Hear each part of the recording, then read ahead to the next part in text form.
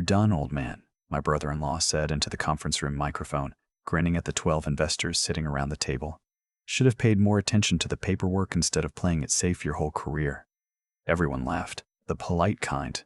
The kind that happens when someone in power makes a joke that isn't really a joke. I didn't stand up. Didn't raise my voice. I just looked at him from my seat at the far end of the table and said, quietly enough that the room had to lean in, "Before I go, could you ask Devin to pull up Exhibit C of my consulting agreement and read the highlighted section out loud?" That's when 22 years of his family's restaurant business started to slip through his fingers. But let me back up. My name is Stewart Macallan. I'm 54 years old. I spent 3 decades in food service operations, not waiting tables, not managing a single location, but building the systems that make restaurant groups run when nobody's looking. Supply chain coordination, vendor contracts, centralized kitchen protocols, the kind of unglamorous infrastructure work that keeps food costs from bleeding a profitable concept dry. I'm the guy who figures out why your chicken costs went up 11% in Q3 and what to do about it before Q4 kills you. 12 years ago, my wife's family brought me in to save Hargrove Hospitality Group. At the time, they had 4 struggling locations in the greater Columbus area, 2 of them losing money. Her father, a man named Edmund, had built the original concept from scratch in 1987, a family-style American restaurant that did well for a decade before the market shifted, and Edmund didn't. He was a proud man who knew how to make people feel welcome, but had no idea how to read a food cost variance report. He asked me to help. I said yes, because I loved my wife and because I genuinely believed I could fix what was broken. I fixed it. Over the next 8 years, Hargrove went from 4 locations to 11. We standardized the supply chain, renegotiated vendor contracts across the board, built a centralized prep kitchen that cut per location labor costs by 22%. I brought in a software platform for inventory tracking that the whole group still uses today. I wrote the operations manual that every manager in the company trains on. I designed the quality control protocols. I built the thing, essentially. Edmund stayed on as the face of it, which was fine. That was always the arrangement. Then Edmund had a stroke in the spring of 2021. He recovered, mostly, but he couldn't run the business anymore. That's when my brother-in-law stepped in. His name is Tanner. He's 34, which makes him 20 years younger than me and roughly 40 years short of the experience he thinks he has. He has a marketing degree from a mid-tier school and a way of talking about brand evolution and scalable guest experiences that makes experienced operators want to excuse themselves from the room. He'd worked at a tech startup for 3 years before it collapsed, and he came back to Columbus convinced that the restaurant industry was just waiting for someone with his vision to disrupt it. His words, disrupt. He showed up to his first board meeting with a slide deck about repositioning the Hargrove identity for the next generation of diners. He wanted to redesign the logo, retool the menu concept, bring in a social media consultant, and open 2 new locations in markets we hadn't tested. When I laid out what that would cost against our current operating margins, he looked at me the way 34-year-olds look at people who talk about margins. "Stewart's thinking is very rooted in the old model," he told the investors at that meeting while I was sitting right there. "We need leadership that can think beyond consolidation and into growth." I recognized the phrase. I'd heard similar language used on other people before things got bad for them. Over the next several months, things followed a pattern I'd seen coming from a mile away. My weekly operations calls got moved, then shortened, then quietly discontinued.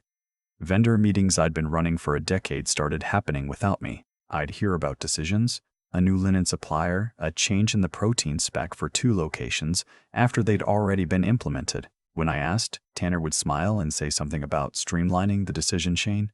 He hired a 27-year-old named Ashford, fresh out of a culinary business program, and introduced him as my co-lead on operations. Ashford was not a bad kid. He just didn't know what he didn't know, which in this industry is genuinely dangerous. At family dinners, my wife would squeeze my hand under the table when Tanner started talking. She'd seen it too. She'd grown up watching her brother take credit for her father's work, going back to his childhood. And she didn't have any illusions about what was happening. "Just document everything," she told me one night when the kids were in bed. "Every decision, every improvement, every system you built." I'd already started. The thing about Tanner is that he's not stupid. He's just reckless in the specific way that people are reckless when they've never had to live with the consequences of their decisions. He pushed through a lease on a new location in Dublin before the market analysis was finished. He switched protein suppliers for 3 locations to save 4 cents per pound and didn't account for the quality variance, which showed up in customer complaint data 2 months later. He launched a rebranding campaign in the fall without running it through the operations team, which meant the new menu designs arrived at the locations with incorrect allergen information. I caught it before service on a Thursday night. Nobody thanked me for that. Nobody ever does. I've been operating under a consulting agreement with Hargrove Hospitality Group since the beginning, not as an employee, but as an independent contractor through my own LLC. That was Edmund's idea originally, for tax reasons. It meant I was paid on contract, renewed annually, and the terms of that contract had been negotiated and renegotiated over the years as the business grew. In 2019, during a renewal negotiation, I added language that my attorney recommended and that I assumed Tanner, who wasn't yet running anything, would never think to look at. The clause stated that all operational systems, protocols, training materials, vendor relationship documentation, and proprietary processes developed by my LLC during the term of the agreement remained the intellectual property of my LLC unless explicitly transferred in writing. It also stated that in the event of termination without a 90-day notice period or without documented cause, the licensing rights for those systems reverted fully to my LLC and could not be used by Hargrove Hospitality Group without a separate licensing agreement. Edmund had read it. He'd called me about it, actually. "This is pretty unusual," he said. "I know," I said, "but I've put a lot into building these systems. I want to make sure they're protected if anything changes." Edmund was a fair man. He understood what I was really saying. He signed it. Tanner never read it. I know this because when he finally terminated me standing at the head of that conference room table in front of 12 investors, he was grinning like a man who thought he'd already won. The investor meeting had been his idea, a strategic growth presentation to a group of regional private equity contacts he'd cultivated through a mutual connection. He'd been building toward this for months. It was supposed to be the moment where he repositioned Hargrove as an acquisition-ready growth platform with new leadership and a modernized operational vision. He'd asked me to prepare financial data for the presentation. I did. I also spent the 2 weeks before the meeting getting very organized about some other things. I arrived early. I knew the room, knew the investors. 2 of them were people I'd met at industry events over the years. I took a seat at the far end of the table with a folder in front of me and my phone face down. Tanner started his presentation at 9 a.m. He had slides, a lot of them. Words like ecosystem, experiential, and community-anchored dining appeared more than once. 40 minutes in, he got to the part about leadership. "One of the exciting transitions happening at Hargrove right now," he said, clicking to a new slide, "is an evolution in our operational leadership structure. We're moving away from legacy consulting relationships and toward a fully integrated in-house team." He paused. Let the room understand what he meant. One investor looked at me. "Stewart has been a valuable part of our history," Tanner continued, "and I recognize the past tense immediately. But as we scale into this next chapter, we need team members who are fully aligned with our forward trajectory." He clicked to another slide. "Effective today, we're moving on from our current consulting arrangement." He looked at me with the satisfied expression of a man delivering the line he'd been rehearsing. "Should have paid more attention to the paperwork, Stewart, instead of just playing it safe your whole career." The room laughed. I let it happen. Then I said quietly, "Before I go, could you ask Bobbin to pull up Exhibit C of my consulting agreement and read the highlighted section out loud?" Devin was Hargrove's general counsel, sitting 2 seats to Tanner's left with his laptop open. I'd emailed him the highlighted document the previous evening. No subject line, no explanation, just the attachment. He'd opened it. I knew because I'd used a reproceed. Tanner's smile flickered. "This isn't really the time for..." "Exhibit C," I said. "1 paragraph, Devin has it." Devin cleared his throat. The room got quiet. "Upon termination of this agreement without the contractually required 90-day written notice or without documented cause as defined in Section 4, all operational systems, protocols, training documentation, inventory management frameworks, vendor relationship structures, and proprietary processes developed under the LLC shall revert to exclusive control of the consulting LLC, and any continued use by Hargrove Hospitality Group shall require a separately negotiated licensing agreement." One of the investors, A woman named Paulette, who ran a regional PE fund and had been in this industry for 20 years, set down her coffee cup. "What systems are we talking about exactly?" she asked. Devin kept reading from his notes. The inventory platform, the centralized prep kitchen protocols, the vendor contract templates, the training manual used at all 11 locations, the quality control documentation, the food cost variance reporting structure. Paulette looked at Tanner. "Who owns those currently?" Tanner was gripping the edge of the table. "The company built those. Our team built those." Devin shook his head slightly. "The contracting records show Stewart's LLC as the primary developer on all core operational systems. The agreement as written is clear." "That can't be right," Tanner said. "Those are company assets." "They were licensed to the company," I said. "There's a difference, and the license terms are in Exhibit C, which you're looking at right now." I opened my phone. The inventory management platform ran on API credentials linked to my LLC's master account, a technical detail nobody had thought to question in 12 years because it had never mattered before. I spent about 40 seconds revoking the API tokens for all 11 locations. The laptop Tanner had been presenting from went to a loading screen. 2 investors checked their phones as notifications came in from their contacts at the company. Location managers calling to say the inventory system had gone offline. The air in the room changed. "You can't do that," Tanner said. His voice had lost the easy confidence. "That's sabotage. That's destruction of business property." "Those aren't business assets," I said. "They're licensed intellectual property. And the license just expired when you terminated me without cause and without notice." I looked at Devin. "Is that your reading of Exhibit C?" Devin was quiet for a moment. Then, "That is my reading of Exhibit C." Paulette had her phone out. So did the man next to her. The presentation slide still glowing on the screen. Hargrove 220, a new ERA of growth. Looked like a punchline nobody wanted to be standing next to. Tanner stepped away from the podium. He walked down to my end of the table. Close enough that I could see the color in his face. "You're going to tank everything my father built," he said, low enough that only I could hear it. "Your father asked me to build most of what you're talking about tanking," I said. "That's in the documentation too." I stood up, picked up my folder, and walked out. My wife was waiting in the car in the parking garage. I got in and didn't say anything for a moment. She already knew what had happened. She'd known it was coming for months. "All of it?" she asked. "All of it," I said. We drove home through noon traffic. Normal Tuesday. People going to lunch, running errands, none of them knowing that 11 restaurants were running on backup spreadsheets because one guy had finally gotten tired of being told he was past his prime. Devin called before we reached the highway. The board had convened an emergency session.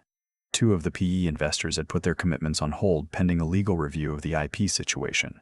Tanner was on the phone with outside counsel. As the call go to voicemail, I'd hear from them when they were ready to have a real conversation. That evening, I sat at the kitchen table with my wife and went through the folder I'd been building for 3 months.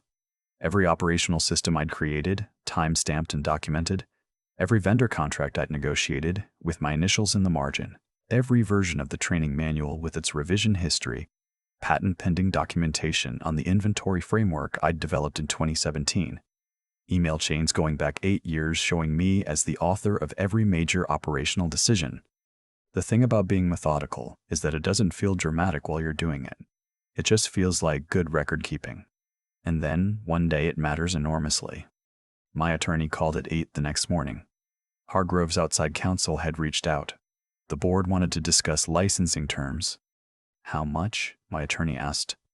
"For emergency restoration while we negotiate permanent terms," I said. $18,000 a month, paid in advance." There was a pause on the other end. "Then I'll relay that." 48 hours later, the first payment cleared.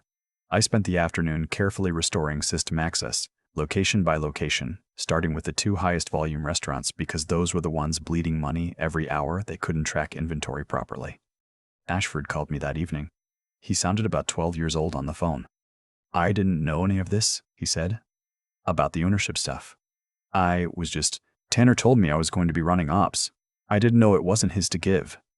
"I know," I said. "This isn't about you. You're a smart kid. Start documenting everything you build, starting tomorrow. Don't let anyone else put their name on your work." "What happens to the team now?" Depends on what the board decides. But Tanner's not making those calls anymore. He wasn't. Tanner lasted 19 days after the investor meeting before the board transitioned him to an advisory role and brought in a crisis operations consultant to stabilize the locations. The PE commitments came back, but at a significantly lower valuation. Paulette's fund had done their own audit of the IP situation and adjusted their offer accordingly. Edmund called me from his house in Westerville, where he'd been recovering. His voice was slower than it used to be, but the sharpness was still there. "I heard what happened," he said. "I'm sorry it came to this," I said, and I meant it. "Did you read that clause to me?" he asked. "The one about the systems reverting." "You read it yourself," I said. "In 2019, you called me about it." He was quiet for a moment. "I remember. I thought you were being paranoid." "I was being careful." "Same thing, maybe." He paused. "Tanner never read it." "No." "That's his problem," Edmund said, "not yours." We talked for another 20 minutes about the locations, about what the business needed, about whether there was a path back to something stable. I didn't promise him anything, but I told him the truth about what I thought needed to happen, which was more than anyone else had been doing for the past year. The licensing arrangement ran 6 months while the company stabilized. During that time, I was having conversations of my own with 2 former colleagues from my earlier career. A woman named Beverly, who had spent 15 years building operations infrastructure for a regional hotel group before the ownership changed and pushed her out, and a man named Stewart, who had done similar work in the fast casual segment until the private equity firm that acquired his client decided his institutional knowledge was less valuable than his salary line. All 3 of us had the same story. All 3 of us had done the foundational work that made things run, and all 3 of us had watched someone else take the credit until the moment it was convenient to cut us loose. "What if we stopped doing that?" Beverly said over coffee one morning. "What if we just built something ourselves?" We incorporated Elongate Operations Consulting 3 months later. Clean structure, clear IP ownership from day one. It was written into our founding agreement that every system, protocol, and framework any of us developed while working with clients belonged to us, not the client, unless explicitly transferred in writing and compensated accordingly. Our first engagement was a 5-location restaurant group in Dayton that had been limping along under inconsistent operations management. They needed what I'd given Hargrove 12 years ago: structure, systems, and someone who actually understood how a kitchen and a vendor contract and a labor schedule have to work together or none of them work at all. We fixed it in 8 months. Then they referred us to 2 other groups. My daughter called from her apartment in Chicago when the news about Hargrove's revaluation showed up in a regional business journal. She'd seen the article. "Dad, did you really do all of that on purpose?" "I didn't do it to hurt anyone," I said. "I did it to protect what I'd built." "Is the company going to be okay?" "The restaurants are going to be fine," I said. "The people who work there are going to be fine. The ownership situation is more complicated, but that's not something I caused." She was quiet for a second. "Tanner's telling everyone you sabotaged it." "Tanner terminated me in front of investors without notice and without cause, which triggered a clause in a contract he never read. I exercised my legal rights. That's business." "Grandpa called me," she said. "I know. We talked." "He doesn't blame you." "I know that too." Tanner and I have not spoken since the day I walked out of that conference room. I heard through my wife's family that he tried launching a restaurant consulting practice of his own, trading on the Hargrove name. Lasted about 8 months. It turns out that brand evolution and scalable guest experiences are not a substitute for knowing what a food cost variance actually is. Hargrove Hospitality Group is still operating. The board brought in experienced management, restructured 2 underperforming locations, and quietly extended our licensing arrangement for the core systems rather than try to rebuild from scratch. They pay us on time. Nobody from that organization has called me a relic or a legacy liability since the morning I walked out of the investor meeting. Elongate is in its 2nd year now. Beverly runs client relationships. Stewart leads the compliance and vendor management work.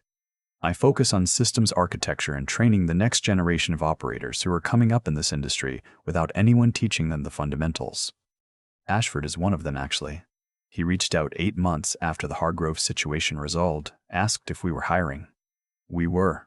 He's a solid operations analyst when he's not trying to reinvent things that are already working. He reminds me of myself at that age, minus about 20 years of scar tissue. I tell the interns about what happened. He told me during his first quarter review. About the contract stuff. About documentation. What do you tell them?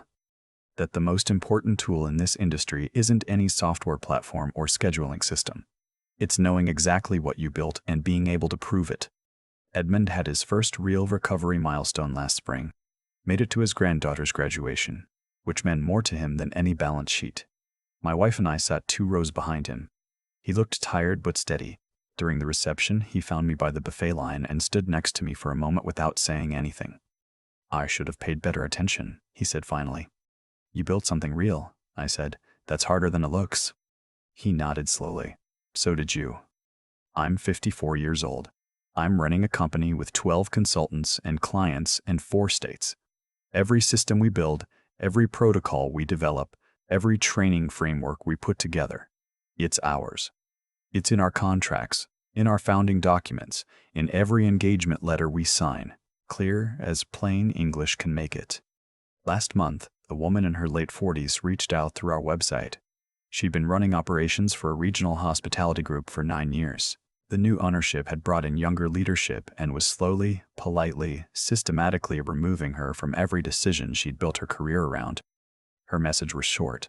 She'd heard about what we were doing at Arongate. She wanted to know if we had any room. I wrote back that same day.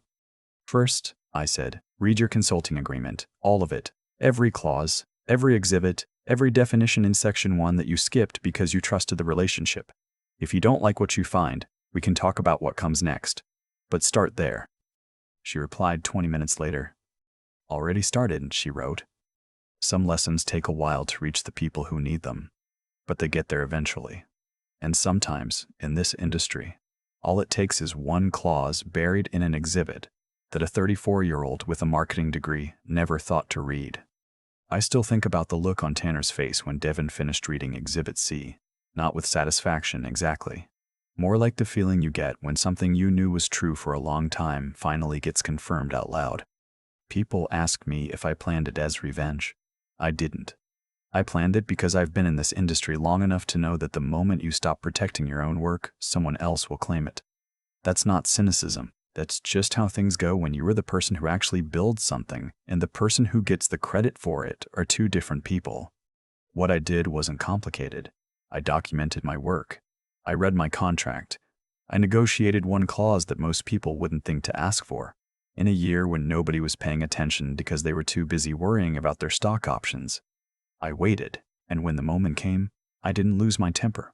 I just asked one question and let the paperwork do the rest. That's the part people don't talk about enough, the patience. Tanner wanted everything fast. Fast growth, fast repositioning, fast exit from the parts of the business that felt slow to him, which included me. I'd spent 12 years building systems that worked precisely because I didn't rush them. Healthcare compliance, vendor relationships, kitchen protocols, none of that survived shortcuts. The thing that eventually protected me was the same thing he'd been dismissing as old-fashioned. The willingness to sit with something long enough to understand it completely before signing your name to it. I think about Edmund too. He built a real business with his hands and his instincts, and then he trusted the wrong people to carry it forward, including, for a while, his own son. He didn't deserve what happened to him, but I also think the hardest part of being the person who built something is knowing when to protect it, even from family, even at personal cost, even when the easier thing would be to say nothing and keep cashing the check. Doing the right thing in a situation like that isn't always clean. There's no version of this story where nobody gets hurt. What I held on to was this. I didn't take anything that wasn't mine. I didn't destroy anything. I exercised a legal right that I had earned and documented and waited years to use. The difference between that and sabotage is the difference between integrity and impulse, and I knew which side of that line I was standing on. Beverly and Stewart understood it immediately when I explained it to them.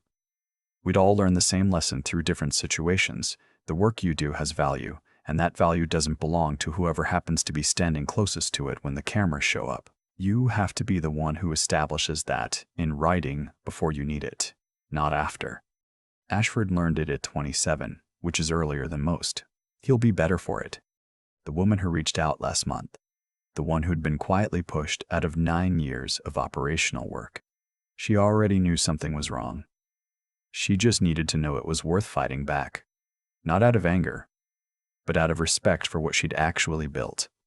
That's the only reason I ever do anything in this business. Because the work matters. Because the systems that keep things running were built by someone, and that someone deserves to be acknowledged, or at least protected. Sometimes that takes a clause in Exhibit C. Sometimes it just takes being the kind of person who reads it.